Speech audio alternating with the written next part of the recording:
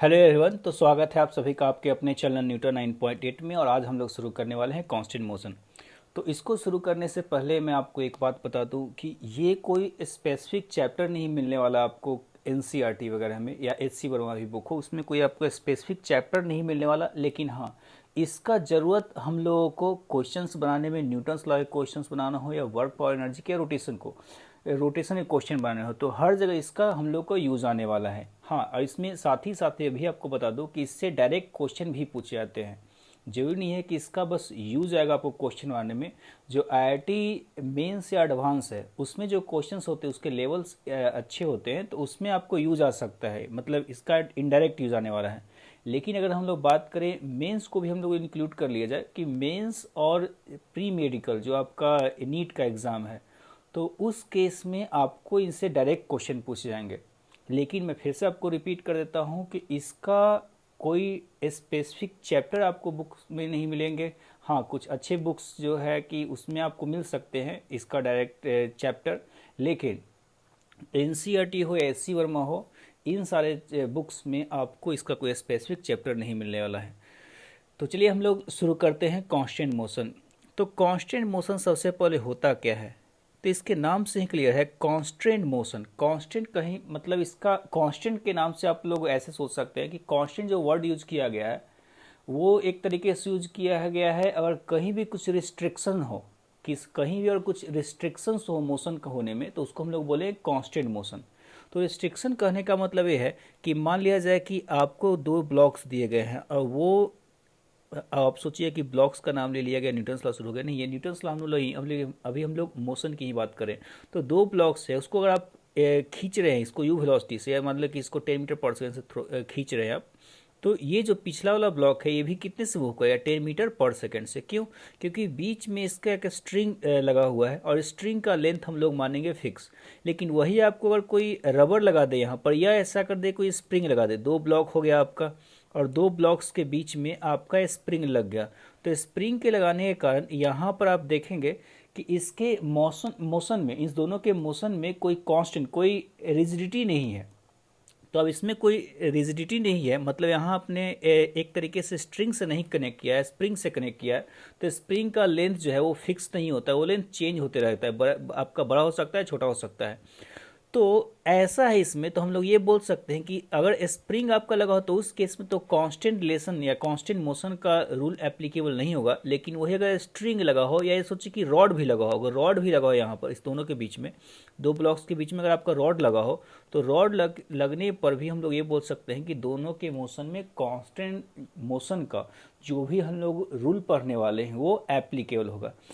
तो होप आपको मेरी ये बात समझ में आ गई होगी, कांस्टेंट का मैंने नाम क्यों यूज़ किया।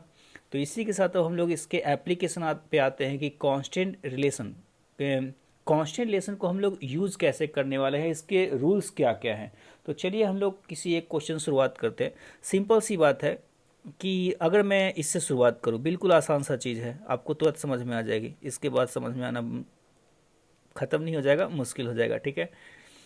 तो मैं क्या बोल रहा कि आप इसको अगर आप पुल कर रहे हो तो आप, सिंपल सी बात है कि आप बोलेंगे क्या कि इसको अगर हम लोग 10 मीटर पर सेकेंड से पुल कर रहे हैं फर्स्ट ब्लॉक ए को, तो जो ब्लॉक बी है वो भी आप कितने से मूव करेगा? 10 मीटर पर सेकेंड से मूव करने वाला है। क्यों? क्योंकि बीच में दोनों के स्ट्रिंग लगा हुआ है। ठीक है, तो ये तो सिंपल सा बात था, इसलिए हम लोग को समझ में आ गया। इसके लिए कोई हम लोग को साइंस का knowledge, science and the mean मत का मतलब हो गया कि आपका इसके लिए कोई कांस्टेंट मोशन का कोई नॉलेज होना की ज़रूरत नहीं है।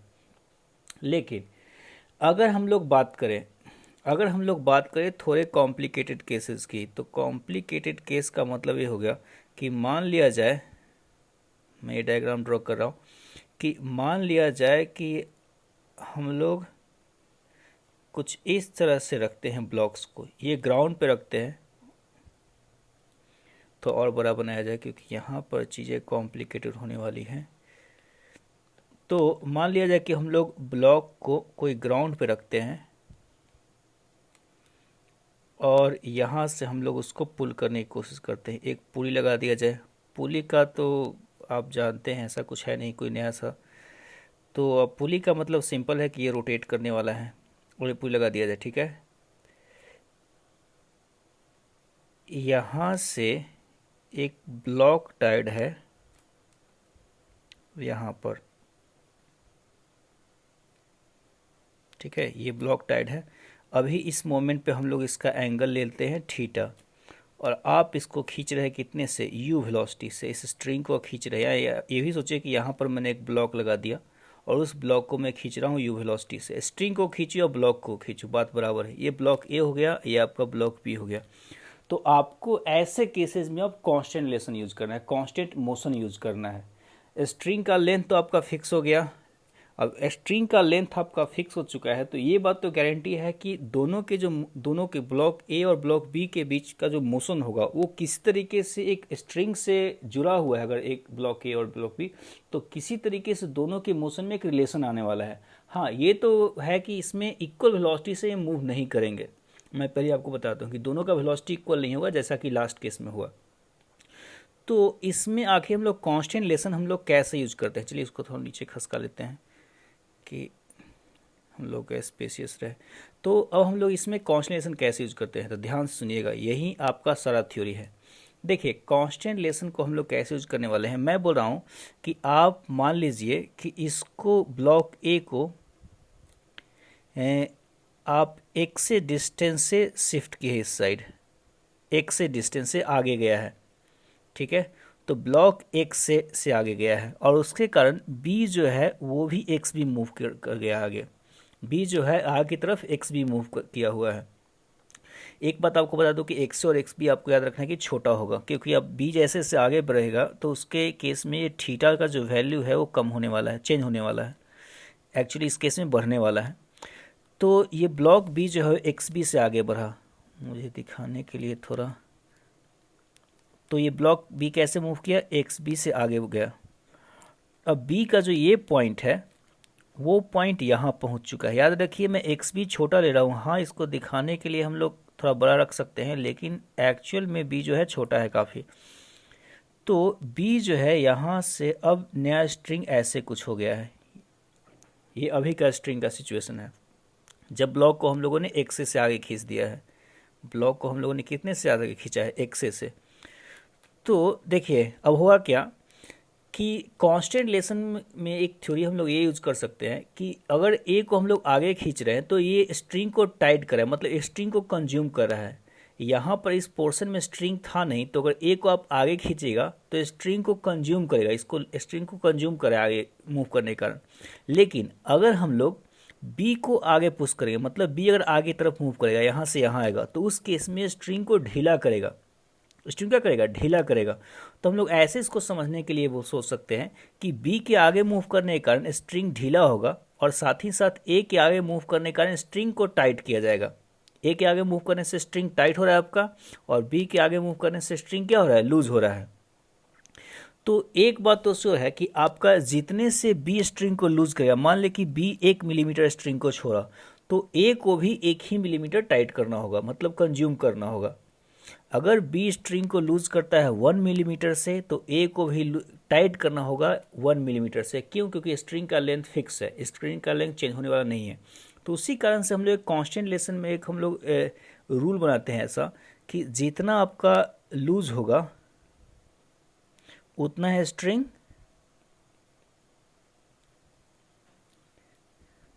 उतना ही आपका क्या होगा, स्ट्रिंग जो है टाइट होगा।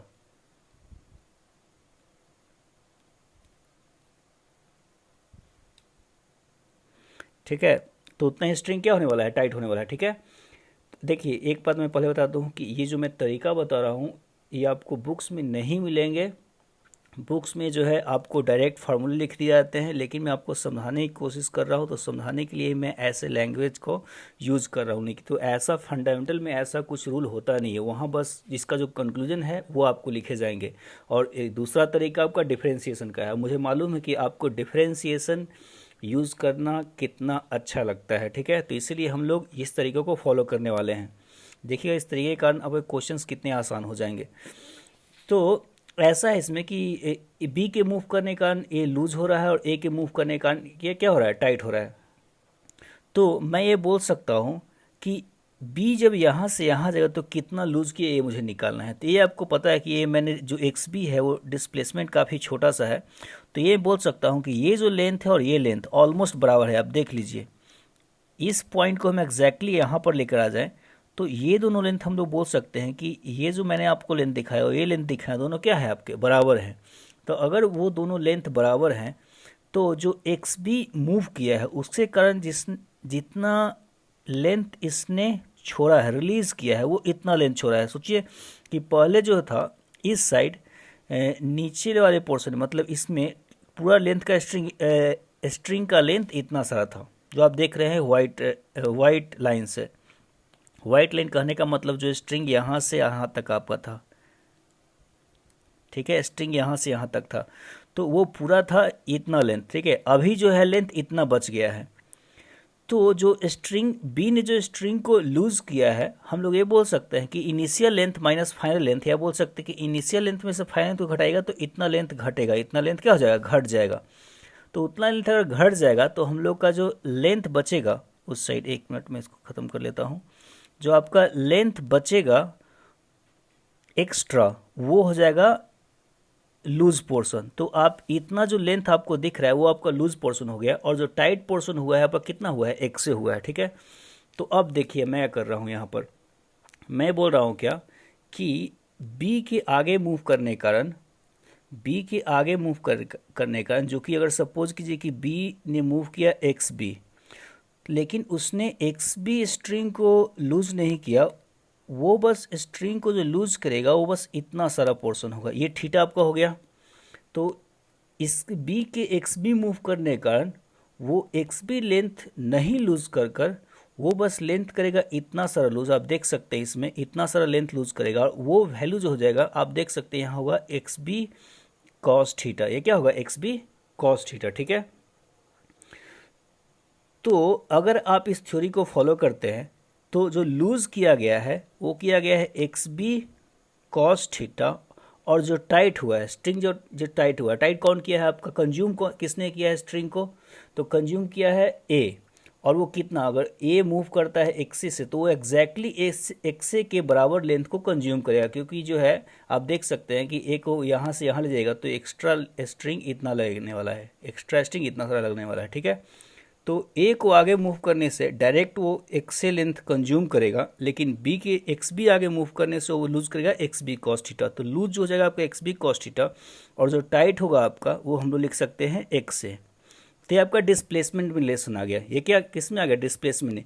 इसको आप डिफ्रेंशिएट कर दीजिए, तो डिफ्रेंशिएट करने से जो एक्स बी का डिफ्रेंशिएशन हो जाएगा V B cos theta is equal to X A का डिफ्रेंसिएशन वी आ जाएगा। अगर आपको एक्सलेशन में चाहिए तो एक बार और डिफ्रेंशिएट कीजिए, आपका आ जाएगा A B cos theta is equal to A.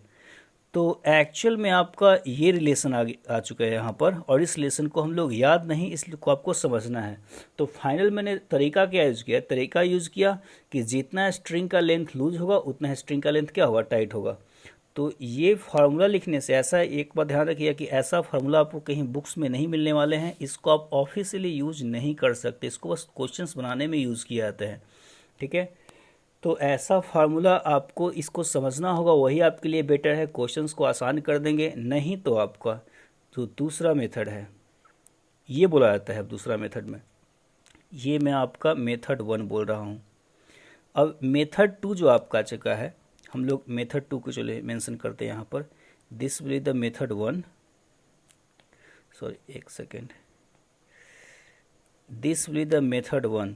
Now if you talk about method 2, right. तो मेथड 2 में क्या हो जाएगा, इसमें बोला जाता है कि velocity of string, velocity of blocks along the string is always equal. हम लोग क्या बोलने वाले हैं कि velocity of blocks along a string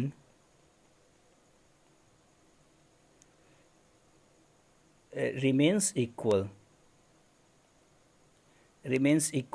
ठीक है। इसको हम यूज करते हैं, ये भी एक्चुअली एक तरीके से जो मेथड 1 है उसी से ड्राइव होकर आया है। अब इसमें ये क्या बोलना चाहता है, बात को समझिएगा कि फिर से मैं अगर क्वेश्चन को लिखूँ यहाँ पर, देखिए थोड़ा फटाफट क्वेश्चन लिखा जाए, इसमें इतना कॉम्प्लिकेशन नहीं है, तो इसलिए मैं क्वेश्चन को डायरेक्ट लिखने की कोशिश करता हूँ। तो ये आपका ब्लॉक बी हो गया था, ये आपका क्या हो गया, ब्लॉक ए। ठीक है, तो इसको आप वी ए से सपोज खींच रहे हैं, और जो ब्लॉक बी ऑब्वियस सी बात है कि यहाँ पर थीटा बना रहा है, तो ब्लॉक बी तो मूव करेगा तो ग्राउंड पे ही मूव करेगा, ऐसा नहीं कि स्ट्रिंग के अलॉन्ग उड़ने लगेगा, ऐसा नहीं होने वाला है। तो ये भी हो जाएगा। ठीक है, तो आप देखिए अब इसको हम लोग यूज थ्योरी को यूज करते हैं। तो इसमें बोला गया कि velocity of blocks along the string remains equal. तो इसका कहने का मतलब ये हुआ कि अगर बी जो है, अगर बी पार्टिकल जो है, बी ब्लॉक जो है वी से आगे की तरफ मूव कर रहा है, तो इसका वेलोसिटी स्ट्रिंग के लॉन्ग, तो इसका वेलोसिटी स्ट्रिंग के लॉन्ग आप देख सकते हैं यहाँ पर हो जाएगा आपका V cos theta, right. And here you can see the velocity of block ए।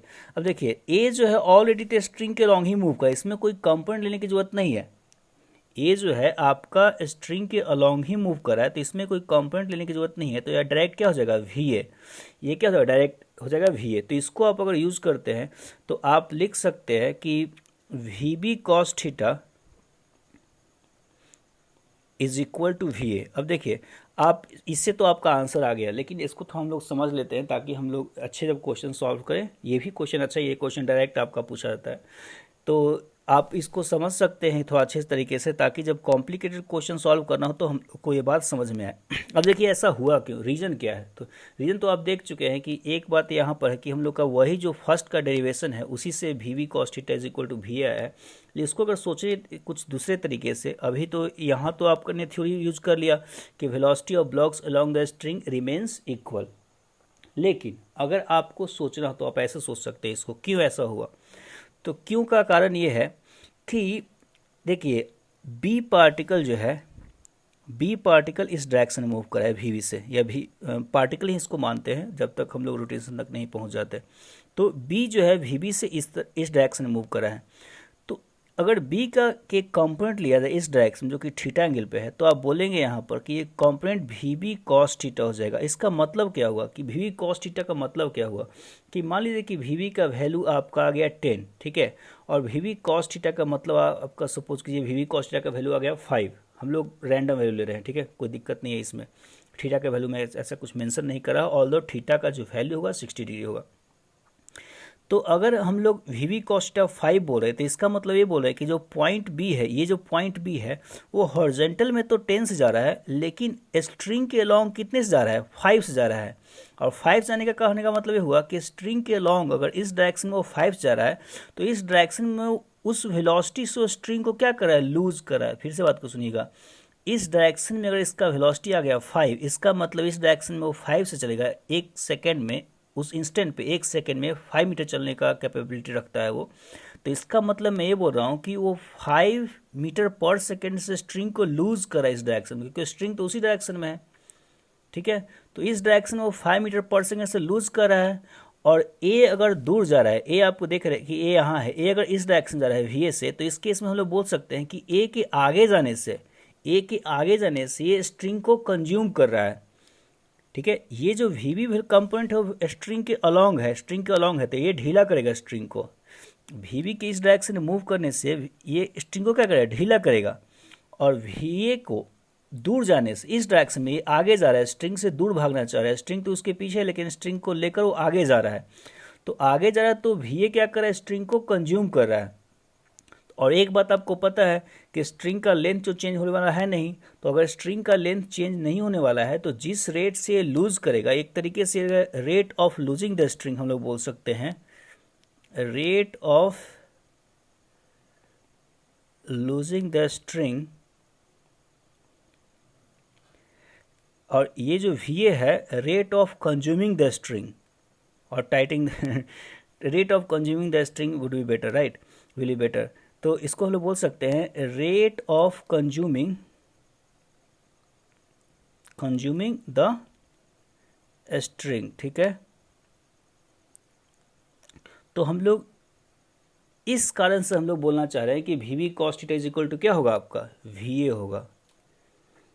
बात समझ में आ गया, तो इसको हम लोग ध्यान रखेंगे। चलिए, तो इसको हम लोग थोड़ा क्लियर कर देते हैं। ओके, तो अब हम लोग आते हैं थर्ड मेथड है आपका डिफरेंशिएशन का।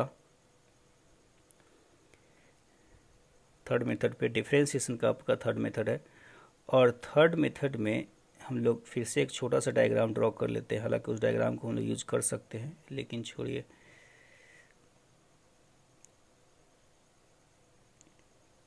तो ये आपका कुछ ऐसे हो चुका है, ठीक है। और ये ए है, ये क्या जा रहा है, वी ए से। ये किससे जा रहा है, वी ए से। और बी तो आपको पता ही है वी बी से जा रहा है, किस डायरेक्शन में, इस डायरेक्शन में। तो मैं क्या करता हूँ कि आप इसको, इस डिस्टेंस को मान लीजिए एक्स, इस हाइट को मान लीजिए वाई, और जो आपका ये हाइपोटेनस है उसको आप मान लीजिए एल। ये आपका बी हो गया। तो एक बात तो चलो यहाँ पर डिफ्रेंसिएशन यूज किएगा, तो X square plus Y square equal to क्या बोल रहे हैं, एल स्क्वायर, ठीक है। आपको एक पार्शियल डिफ्रेंसिएशन करना होता है। बहुत लोग को हो सकता है कि इस मोमेंट पे नहीं पता हो, लेकिन हम लोग बोलते हैं कि यहाँ पर हम लोग को टाइम के रिस्पेक्ट में इस वैल्यू को डिफ्रेंशिएट करना है। तो हम लोग बोले क्या कि इसको आप डिफ्रेंशिएट करिए टाइम के रिस्पेक्ट में, तो x हो जाएगा 2x dx by D T, ये हो जाएगा 2y dy by D T. ये कुछ ज़्यादा टफ नहीं है, 2l dl by D T हो जाएगा, ठीक है। आप देखिए क्योंकि X square plus Y square equal to L square, क्योंकि ये राइट एंगल ट्रायंगल बन रहा है, तो X square plus Y square क्या लिख रहा हूँ मैं, एल स्क्वायर। अब देखिए y टाइम के साथ चेंज नहीं होगा, y तो इसका हाइट है, यहाँ से यहाँ तक का हाइट है, y आपका टाइम के साथ ये हाइट चेंज होने वाला नहीं है। हाँ, जब ये b आगे बढ़ेगा vb से, तो b जो है आपका जो x है, सॉरी, जब b आगे बढ़ेगा, b ब्लॉक आगे बढ़ेगा v वेलोसिटी से, तो x लेंथ आपका चेंज हो जाएगा। तो मैं लिखने वाला हूँ 2x, what is the value of dx by dt, x किस रेट से चेंज होगा, तो रेट ऑफ चेंज ऑफ जो x होगा वो vb के बराबर होगा, लेकिन मैं पुट करने वाला हूँ माइनस ऑफ vb। माइनस भी क्यों, क्योंकि कोई भी चीज़ का घटता है, कोई भी चीज़ एक्स घट रहा है यहाँ पर, तो उसका डिफ्रेंसिएशन नेगेटिव आता है। तो वी भी मैं एक तरीके से मैग्नीट्यूड ले रहा हूँ, बी का जो है वेलोसिटी का मैग्नीट्यूड बोले हम लोग, स्पीड बोल सकते हैं उसको। तो मैं इसको लिखने वाला हूँ माइनस वी बी प्लस, ये आपका तो जीरो होने वाला है 2l D L by T. अब देखिए एल किस रेट से कम रहा है, तो एल आपका डायगोनल है।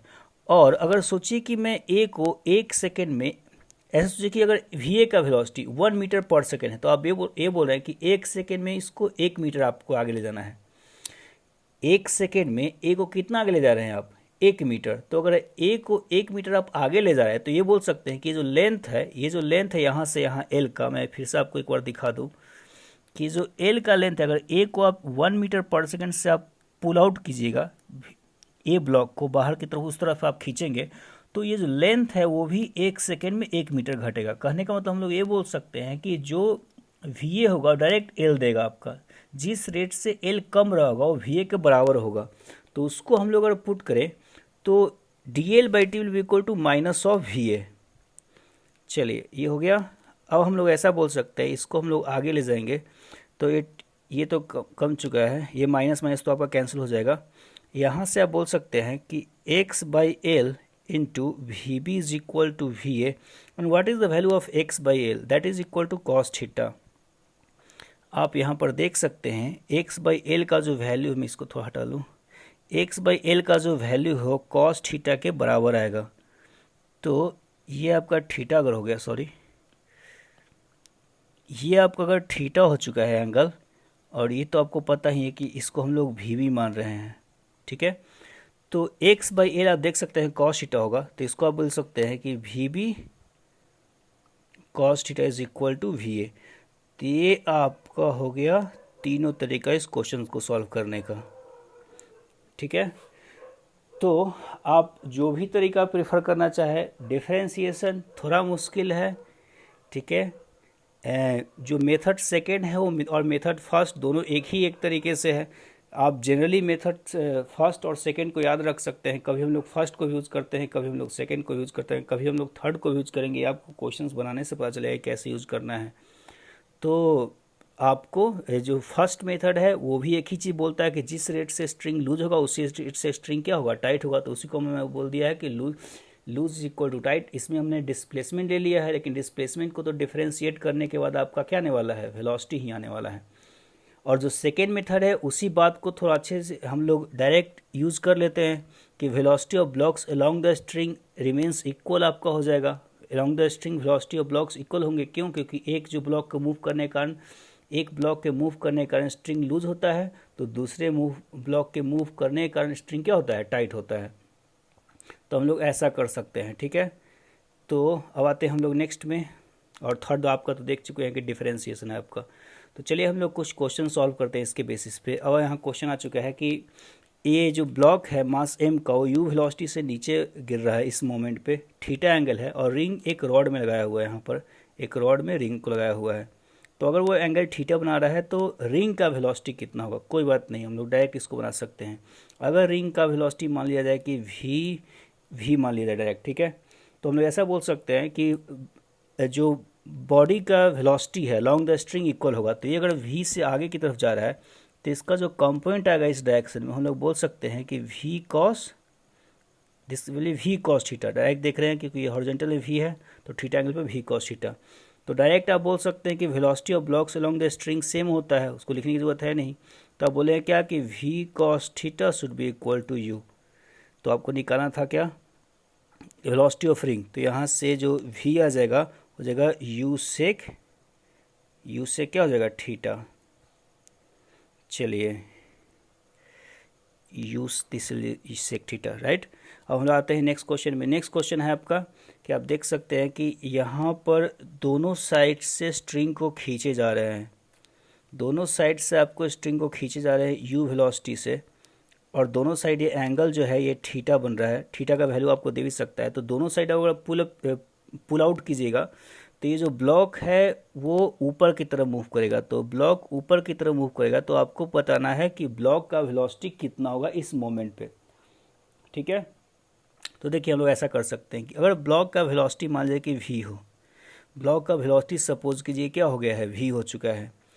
तो हम लोग ऐसा बोल सकते हैं कि ये जो वेलोसिटी का कंपोनेंट है, ये जो वेलोसिटी का कंपोनेंट है अलोंग द स्ट्रिंग, इस डायरेक्शन में आप देख रहे हैं, इस डायरेक्शन में आपका आ जाएगा v cos theta, and in this direction the same component will also have same component which will also equal to v cos theta, ठीक है। तो दोनों डायरेक्शन में क्या है? v cos theta.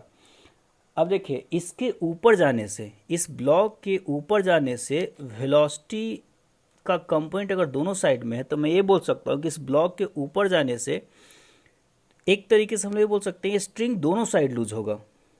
क्यों? क्योंकि यहाँ जो वेलोसिटी आ रहा है वो दोनों साइड आ रहा है, दोनों साइड आ रहा है आपका। तो अगर वेलोसिटी दोनों साइड आ रहा है तो हम लोग ये बोल सकते हैं कि ये इसके ऊपर जाने से क्या होगा? दोनों साइड आपका स्ट्रिंग लूज होते जाएगा। इस साइड भी स्ट्रिंग होगा v cos थीटा से लूज, और इस साइड भी स्ट्रिंग क्या होगा? v cos थीटा से लूज, ठीक है। तो और यहाँ हम लोग ये भी देख रहे हैं कि दोनों साइड आप इसको पुल आउट भी कर रहे हैं। तो अगर दोनों साइड इसको पुल आउट कर रहे हैं तो आपका कितने से टोटल स्ट्रिंग को टाइट किया जा रहा है, मतलब कंज्यूम किया जा रहा है? तो 2u से। तो अगर आप उसको यूज़ कीजिएगा तो जितने से आपका लूज होगा आप बोल सकते हैं 2v cos theta is equal to 2u। अगर आप एक साइड का लेते तो बोलते हैं कि v cos theta is equal to u, एक साइड का स्ट्रिंग। तो यहाँ से आपका आ जाएगा v का वैल्यू आ जाएगा u सेक थीटा।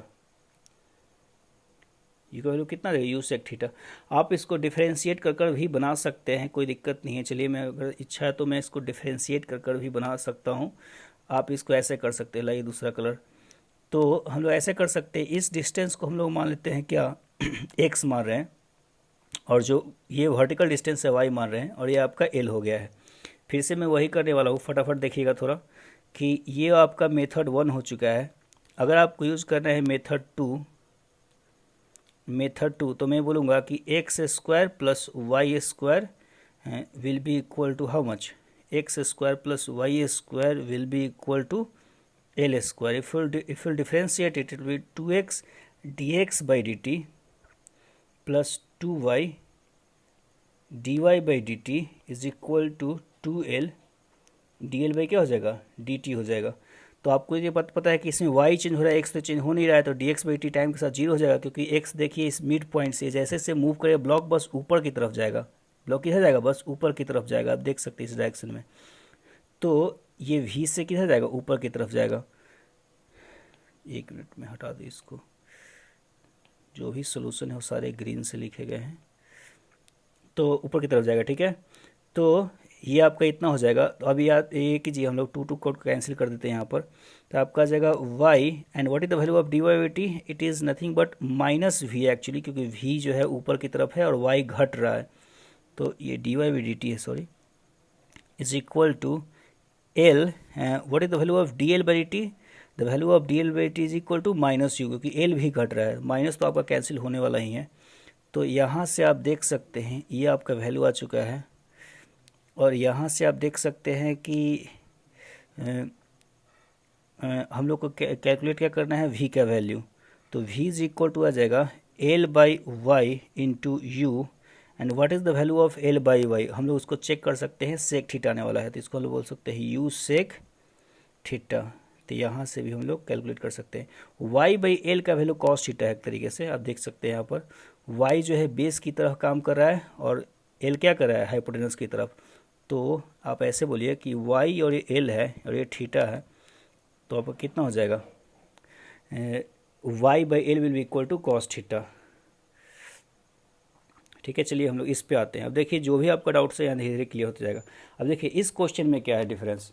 तो अब इस क्वेश्चन में आपका क्या है कि हम लोग एक साइड से ही इसको खींच रहे हैं, दूसरा साइड जो है इस साइड मैंने एक इस स्ट्रिंग को बस वॉल से टाइट कर रखा है। तो जैसे इसको आप ऊपर की तरफ खींचेंगे, इसको जैसे से आप यू से खींचेंगे, ये क्या होगा कि ये जो पुली है, ये ब्लॉक हम लोग का जो एम मास का ब्लॉक है वो पुली में बंधा हुआ है, और पुली जो है एक रेल ट्रैक के बीच में लगा हुआ है। रेल ट्रैक आप ऐसा समझिए कि आप ऐसे समझिए, कुछ क्या बताऊँ मैं आपको, रेल ट्रैक की आप दोनों फिंगर्स को अपने, ये आपका 2 फिंगर हो गया, ठीक है, थोड़ा वर्टिकल में आपको रखना होगा, उसमें एक आप पुली लगा दीजिए, ठीक है, और पुली को एक तरीके से आप ऊपर खींचे तो आपका पुली इसी में मूव कर सकता है, उसको आप ऐसे समझ सकते हैं। यह सोचिए कि 2 साइड से आप सिंपल ऐसे सोचिए कि रखिए 2 साइड का रॉड है, ठीक है, 2 साइड से रॉड लगा हुआ है, आप इसमें क्या रख चुके हैं, एक पुली लगा चुके हैं। तो इसमें आप एक पुली लगा चुके हैं, तो जिस पुली को जब आप इसमें जो ऊपर खींचा जाएगा, इसको हम लोग दोनों साइड ऐसे स्ट्रिंग लगा दें और इस स्ट्रिंग को खींचे तो पुली बस इस दोनों के बीच में अटका रहेगा और ये बस किधर जाएगा, ऊपर की तरफ जाएगा। ठीक है, तो आप ऐसे इसको समझ सकते हैं। होप कि मेरी बात आपको समझ में आई होगी, नहीं आई होगी तो कमेंट बॉक्स में ज़रूर बताइए। तो हम लोग क्या बोल सकते हैं, इसको अगर आप यू से खींचेंगे ऊपर की तरफ, स्ट्रिंग को खींचेंगे तो ये जो पुली है वो आपका वी से कुछ ऊपर की तरफ जाएगा। ठीक है, तो जितने रेट से पुली ऊपर की तरफ जाएगा उतने रेट से ये ब्लॉक भी आपका ऊपर की तरफ मूव करने वाला है। ये ब्लॉक भी क्या करेगा, ऊपर की तरफ मूव करने वाला है।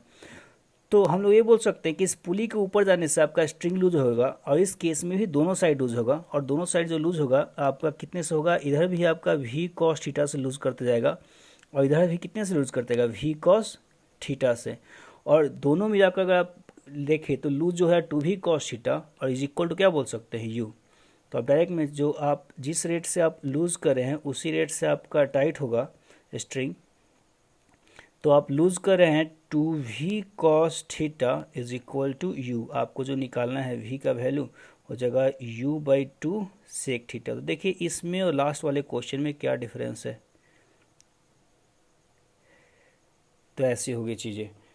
अगर किसी को डाउट हो कि अगर एक साइड ही पुल करे तो कैसे होगा आपका, अगर अभी भी किसी को डाउट है तो उसके लिए आप लोगों के लिए नेक्स्ट क्वेश्चन है। नेक्स्ट क्वेश्चन कुछ इस तरह से, इसमें रिस्ट्रिक्शन नहीं है, बस एक ही रिस्ट्रिक्शन है कि यहाँ मैंने रिंग को बांध कर रखा है।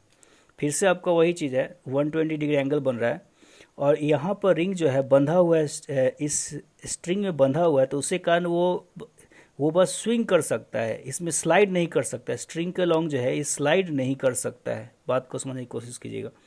तो यहाँ पर ये होने वाला है। तो आपसे पूछा गया है क्या कि अगर हम लोग इस मोमेंट पे यू से उसको खींचे तो इस रिंग का वेलोसिटी क्या होगा, इस रिंग का वेलोसिटी क्या होगा। आप देख चुके हैं एंगल है 120 डिग्री। तो अब देखिए मैं आपको रियलाइज करता हूँ क्या होने क्या वाला है। कि देखिए जैसे ही इसको आप यू वेलोसिटी से आप खींचेंगे, जैसे ही आप इसको यू वेलोसिटी से खींचेंगे तो ये एक तरीके से सर्कुलर मोशन करने वाला है, जिसमें कि ये पॉइंट सेंटर की तरफ एक्ट करेगा और ये जो आपका है ये रेडियस हो जाएगा। सर्कुलर मोशन का ये लेंथ क्या हो जाने वाला है, रेडियस हो जाने वाला है, क्योंकि ये बंधा हुआ है। अब यहीं पे इसको इतना दूर इसका जो लेंथ है इतना दूर फिक्स रहना है, ठीक है। तो ये लेंथ फिक्स रहना है, इसी में वो स्विंग करेगा इस लेंथ को फिक्स कर कर। तो ये कुछ ऐसे सर्कुलर मोशन करते हुए ऐसे कुछ जाएगा और यहाँ पर ये बिल्कुल जाएगा। बात को मेरी समझने की कोशिश की, इसमें बहुत लोगों को दिक्कत होती है, इसलिए मैं इतना रिपीट कर रहा कि ये सर्कुलर मोशन परफॉर्म करने वाला, जैसे इसको आप खींचिएगा ये सर्कुलर मोशन और ऐसे कुछ स्विंग करेगा, नहीं तो ऊपर जाएगा नहीं तो इसके लॉन्ग जाएगा। क्योंकि आप इसके लॉन्ग जा रहे हैं तो आप बोल सकते हैं कि इसका लेंथ, इस स्ट्रिंग का लेंथ बढ़ जाएगा, इस साइड का स्ट्रिंग का लेंथ क्या हो जाएगा, बढ़ जाएगा। तो ये ऐसा करेगा कि ये स्विंग इसके लॉन्ग भी नहीं करेगा, ये क्या करेगा, सर्कुलर मोशन करेगा। और सर्कुलर मोशन करने के कारण ये जो लेंथ है, जो स्ट्रिंग का लेंथ है, वो हमेशा कांस्टेंट आ जाएगा आपका। वो स्ट्रिंग का लेंथ क्या आने वाला है, कांस्टेंट। तो this will perform circular motion. ये क्या होगा, परफॉर्म सर्कुलर मोशन, ठीक है। तो अगर इस सर्कुलर मोशन आप परफॉर्म करें तो देखिए, अब हम लोग बात करते हैं, सॉरी, अगर हम लोग बात करते हैं इसको सोल्यूशन की, तो हम लोग क्या करेंगे कि सर्कुलर मोशन ये करने वाला है अगर, तो हम लोग ये बोल सकते हैं कि इसका वेलोसिटी टेंजेंशियल डायरेक्शन में होगा कुछ भी, ये एंगल आपको हो जाएगा 90 डिग्री। और वो अगर एंगल होगा 90 तो याद रखिए पूरा एंगल था 120, so this angle which you can call theta will be equal to 30 degree, ठीक है। अब देखिए इसके v इस साइड में होने से क्या फर्क पड़ता है। अगर इस साइड में v है तो v का जो कंपोनेंट इधर आएगा वो जीरो आएगा। अगर कंपोनेंट जीरो आएगा तो हम लोग ये बोल सकते हैं, मैं आपको फिर से दिखा दूँ, अगर इस साइड में उसका v है और 90 डिग्री है तो v का जो कंपोनेंट है इस डायरेक्शन में क्या आएगा, जीरो आएगा। मतलब ये लेंथ आपका चेंज नहीं हो रहा है, जो रेडियस है आपका चेंज नहीं होने वाला है, क्योंकि इस डायरेक्शन इस पार्टिकल कोई वेलोसिटी है ही नहीं। बात को ध्यान सुनिएगा, कंक्लूजन तो वही आने वाला है कि सर्कुलर मोशन करने वाला है, लेकिन आपको एक और तरीके से पता चलेगा कि सर्कुलर मोशन में आखिर वेलोसिटी ऐसे होने से क्या फ़र्क पड़ता है। वेलोसिटी ऐसा होने से, टेंजेंशियल में होने से फ़र्क ये पड़ता है कि किसी ही मोमेंट पे वेलोसिटी का कंपोनेंट रेडियस के लॉन्ग क्या होने वाला होता है, जीरो होने वाला आता है। अगर वेलोसिटी का कंपोनेंट रेडियस के लॉन्ग जीरो होता है, मतलब ये लेंथ आपका किसी भी मोमेंट पे रेडियस चेंज नहीं होता है, जो कि हम लोग ऑलरेडी जानते हैं। अगर यहाँ पर ही उसका भी है तो इसका कंपोनेंट रेडियस के लॉन्ग क्या होगा, जीरो होगा। अब रेडियस के अलॉन्ग कंपोनेंट आपका जीरो होगा तो आप ये बोल सकते हैं कि ये रेडियस का जो लेंथ है वो चेंज नहीं होगा। फिर से मैं रिपीट करता हूँ बात को, मैं बात ये बोल रहा हूँ, सुनिए, मैं बात ये बोल रहा हूँ कि सर्कुलर मोशन में हम लोग को पता होता है कि वेलोसिटी टेंजेंशियल में होता है। अब टेंजेंशियल में हम लोग तो ये पता कर चुके हैं, रटा मार लिए हैं, ये भी सोच के मैंने आपको समझाने की कोशिश की थी कि टेंजेंशियल में क्योंकि पाथ पे टेंजेंट होता है।